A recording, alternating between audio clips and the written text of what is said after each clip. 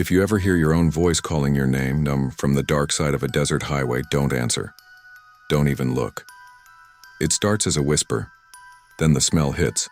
Wet copper, dead fur, burned earth. And before you know, something is running beside your car, matching your speed, smiling with your face. Wait until the end, and because this isn't just a story, it's a warning. And if you don't want this thing to follow you tonight, you better stay with me. Subscribe. Comment your darkest drive. Don't look back. The desert at night doesn't forgive the weak. It doesn't even forgive the strong. It just waits like a dry mouth waiting for rain. Route 89 was no different. Long, hollow, and too quiet for anything human to feel safe.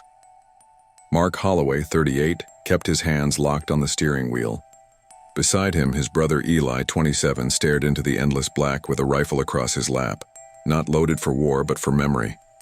The two hadn't spoken much in the last hour. Men don't always need to, but the silence tonight felt watched. The clock on the dash said 2:46 a.m. "You smell that?" Eli's voice was low, almost swallowed by the hum of the engine. Mark inhaled, metallic, wet, like copper pennies left too long in the rain. "Maybe a dead deer," Mark muttered, but he didn't believe it. Not with the air that dry, that clean, except for that stench. The radio flickered, a song cut, static bloomed, then Mark. They both froze. The radio said his name. Mark, the voice again. Not a station, not even a sound with shape, just the shape of his own name dragged through gravel. "Kill it!" Eli hissed, reaching for the knob, but the static laughed. A dry, wheezing laugh, and then gone. Mark's fingers dug into the wheel. The highway stretched like a black ribbon, stars above so sharp they looked like holes in the sky. "That's not a coyote," Eli whispered. "I didn't say it was," Mark replied. At mile marker 113, they saw it. A figure standing perfectly still at the roadside, not waving, not walking, just waiting, its head tilted too far left as if curious. The skin, or what looked like skin, hung loose, stitched, and wrong. "Don't stop," Eli said. "I'm not," Mark's voice cracked.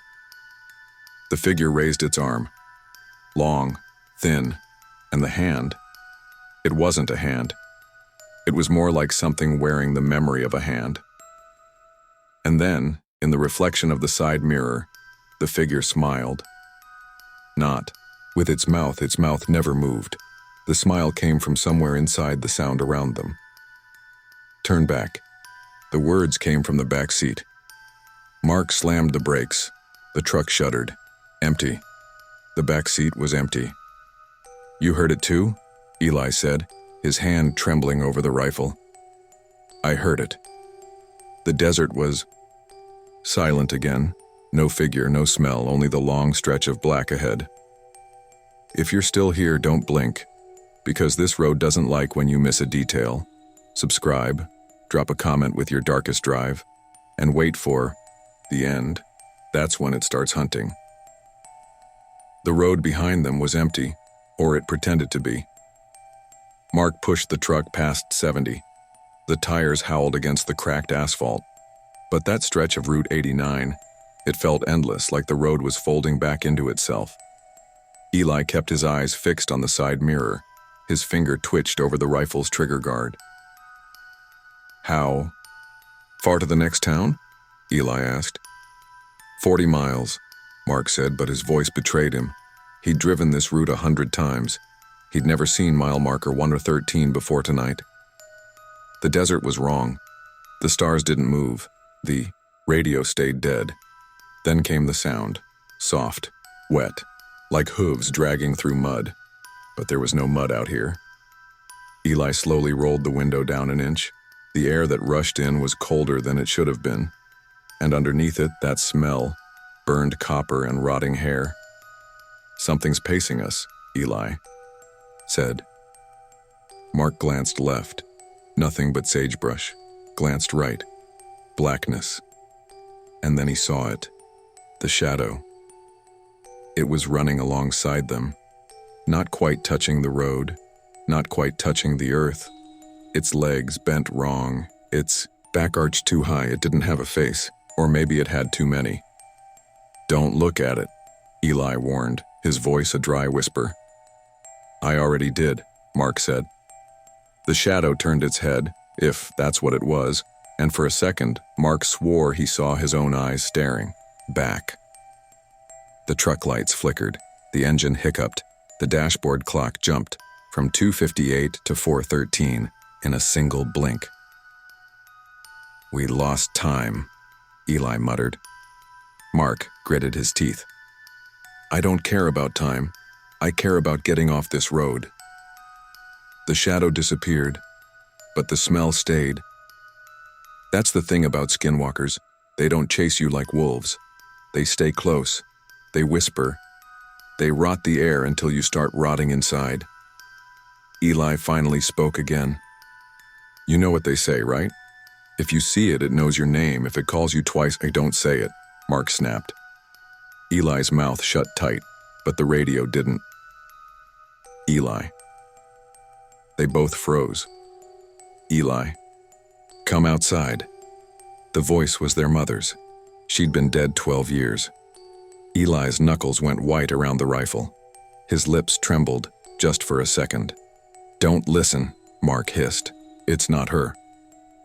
The truck lurched as if something had grabbed the back bumper. The speedometer dropped, 60, 50, 40. Mark slammed the gas. Nothing. It was like the road had become glue. Then a hand, his own hand, slapped the passenger window from outside. Eli jerked. There was nothing there. The handprint remained, smudged, wet, 5 fingers too long.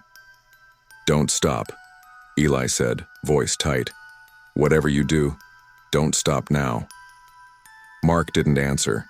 His throat was dry, his heart louder than the engine. The desert was still, but the smell was alive. The road had stopped being a road. It was a mouth waiting. If you're still watching, don't just watch. This thing doesn't like witnesses, it likes listeners. Comment what you just heard, because the moment you name it, it starts naming you. Subscribe. Stay until the end. We're only 1 mile past 113, and it's getting closer. The desert stretched forward, but the truck felt like it wasn't moving at all. The needle said 60. The world said still. Mark's hands were starting to ache from gripping the wheel. Eli stared at the side mirror like it was a coffin lid about to open. "You feel that?" Eli finally said. "What?" "The seat." Mark shifted. The leather was warm. Not just warm, breathing. He froze. The seat. Beneath him rose ever so slightly, like lungs expanding, and then it stilled. Eli didn't look away from the mirror. "It wants us to notice." The radio hissed again. This time no words, just the sound of skin tearing slowly like paper soaked in blood. Then, underneath it, "Mark, remember the well?" Mark's stomach turned to stone. There was no well on Route 89. There was a well behind his childhood home in Kansas, a place only his family knew about. How? Don't ask. Eli cut in. The desert outside flickered. For a second, the sagebrush wasn't sagebrush. It was rows of old wooden crosses, hundreds of them, faces on each one. Their faces. Mark blinked. The desert returned. "It's in here," he whispered. Eli slowly turned his head. His pupils were wide, swallowing the whites. "Don't let it in." A scratching noise started, first on the roof, then the windshield, then the inside of Mark's skull. Claws or fingers or something that had learned the rhythm of both. "Pull over," the voice said. Not from the radio. From Eli's mouth. Mark snapped his head toward his brother. "What did you just—" "I didn't," Eli said, lips barely moving. Then his jaw twitched. His eyes stayed on the mirror. "Pull over, Mark, just for a second. We're tired." Mark's breath caught. That wasn't his brother talking anymore. "Eli!" he shouted. Eli's head turned toward him, slow like an owl's. His skin looked stretched, his lips pale. And then, just for a second, Mark saw his own face staring back. "Stop the truck," the thing said through Eli. Mark slammed his fist against the steering wheel. "You're not him." The thing smiled, again not with lips but with the air between them. "You already looked. Now you listen." The truck swerved. Something hit the side, hard. Mark corrected, heart punching his ribs. Eli blinked hard, like something had been peeled out of his mind for a moment. "Keep going," Eli whispered, voice raw. "It almost had me." The smell came back. Stronger. Burned earth. Wet copper. Fur that died screaming. The road sign ahead flickered in the headlights. Mile 113. Again. They hadn't moved. "If you're still here, keep your eyes open. The desert eats men who blink. Comment what you would do if your brother's voice wasn't his anymore. Subscribe before you forget how." The speedometer said 70. The headlights said still. Mark leaned forward over the wheel, eyes burning, knuckles pale as bone. The same damn sign blinked in the beams. Mile 113. Eli's breath rasped beside him, shallow and uneven. "We didn't move. We drove 5 miles at least." "No, Mark. We're in it." The road shivered under them. The asphalt rippled like water. The yellow lines bent into a curve that didn't exist a second ago. Then came the sound. Behind them, beside them, inside them. Hooves without weight, claws without feet. It wasn't running. It was arriving. "Don't stop," Eli said. Mark didn't, but the gas pedal stopped working. The truck coasted to a slow, unwilling crawl. And there it was, just ahead. The figure. Same as before. Only closer, only taller. The deerskin cloak hung wet now, dripping something dark onto the asphalt.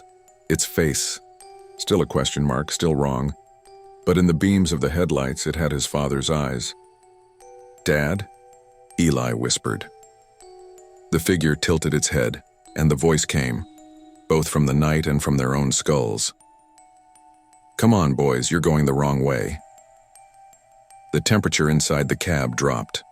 Mark's breath fogged the glass. The radio hissed with a low chant. Not English, not Navajo, something older, like bones grinding in a circle. The truck doors unlocked. Click. Click. Eli gripped the handle, fighting the twitch in his fingers.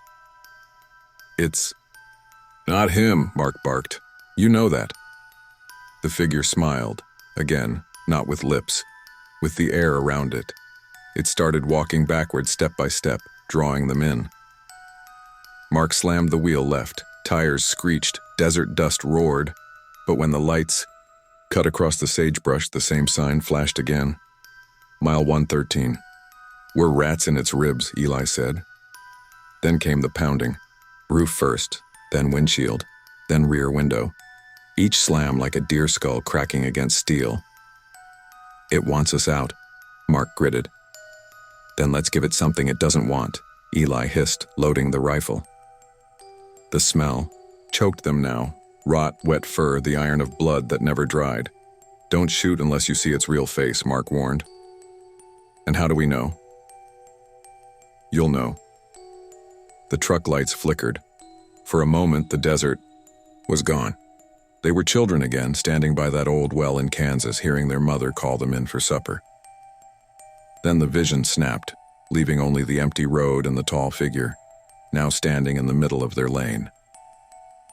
Mark's foot went heavy. The engine roared, the figure didn't move. Impact. The truck jolted, metal screamed, but there was no body, just fur in the grill, slick as oil. And a voice in both their ears. "You should have stopped." When I asked, the truck died. Silence. "You're still here?" "Good. Because the road isn't done yet. Comment what you'd leave behind to survive this mile. Subscribe if you think your name is still yours." The truck's engine was Dead. The desert was alive. Mark's fingers trembled over the ignition. Nothing but silence answered. Eli scanned the blackness outside, his rifle aimed at shadows that refused to stay still. "It's not letting us leave," Eli whispered. Mark looked at the dash clock. 13 a.m. The same number it had been since the voice first spoke. Then, tap, passenger window. A hand. But not a hand. His hand. The same scar across the knuckle. The same crooked fingernail. "Open up, Mark." The voice was his own. Eli's breath turned sharp. "Don't you dare." The door clicked anyway. The Uiwa figure stepped closer. No face, just stretched hide and those borrowed eyes. "You know the rule, boys," it rasped. "Once you see the mile, it's yours. The only way out is to leave a part of you behind." Mark's heart thundered. "What does that mean?" The thing tilted its head. "A name, a face, a bloodline. Choose." Eli's grip tightened on the rifle. "We're not giving you anything." The SkinWalker's voice split. 2, 3. A chorus of all the people they'd buried, all the voices they'd ever trusted. "Then you stay here. Forever." The desert around them twisted. The road bent into a loop. Mile marker 113 appearing on both sides now, glowing, faint as bone. Mark thought of his wife, his son, of the home waiting far away. His hand went to the door handle. "Don't," Eli warned. "If it's a name it wants." "No." The SkinWalker smiled with the night. Its shadow grew taller, splitting into their silhouettes. "You only need one," it crooned. Eli's eyes met Mark's. 10 years between them, 100 scars. And in that silence, the older brother understood what the younger was about to do. "Tell them I didn't run," Eli said. Before Mark could speak, Eli swung the door wide and stepped out. The air split with a sound like tearing. "Other." The figure opened its arms. "Take me then," Eli growled. The desert roared, wind, static, whispers, and then silence. The figure was gone. So was Eli. The truck engine coughed once. Started. Mile marker 114. Mark drove. He didn't speak. He didn't look in the mirror. When he finally made it to Page, the sun was rising. His phone buzzed. A new voicemail. From Eli's number. "Mark, it's cold here. Don't tell them my name. If you made it this far, you've already heard its voice. Don't say your name out loud tonight. Don't answer if it calls. Comment who you'd sacrifice to get home alive. Subscribe, because some roads never end and some stories follow you."